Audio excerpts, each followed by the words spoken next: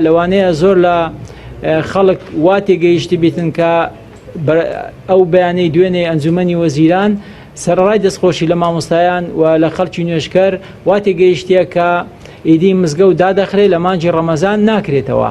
ئێستا کاکتۆر سامان وەکو وەزیری تەندروستی ئەوەمان بۆ ڕۆن دەکاتەوە کە تەقیمی خۆیان لە ڕووی تەندروستیەوە چۆنە، بەڵام دڵنیای مامۆستایانی خۆشەویست و هەموو خەڵکیش دەکەینەوە کە هەر کاتێک هەست بکرێت کە خطوڕەت نەماوە مزگەوتەکان پێشی قوتابخانە و زانکۆکان و لەوانەیە پێشی دەوامی ڕسمی دەوائیرەکان بکرێتەوە.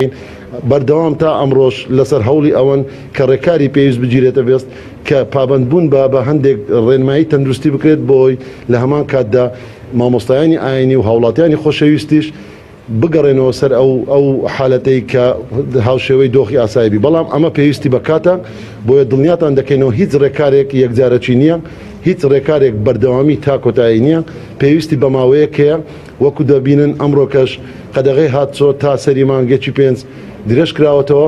بۆیە دواتر ڕەوشەکە هەڵسەنگاندنی بۆ دەکرێت لە ڕووی زانستی و لە ڕووی پەتازانیەوە. بڕیاری درێژەدان بە ڕاگررتنی دەرگای مزگەوتەکان و شوێنە ئاینەکان لە هەرێمی کوردستان هەمومان خوازیار بووین کە لە مانجی ڕەمەزانی پیرۆز دەرگای مزگەوتەکان بەڕووی مامۆستایانی ئاینی و هاوڵاتیە موسڵمانەکانی کوردستان بکرێتەوە.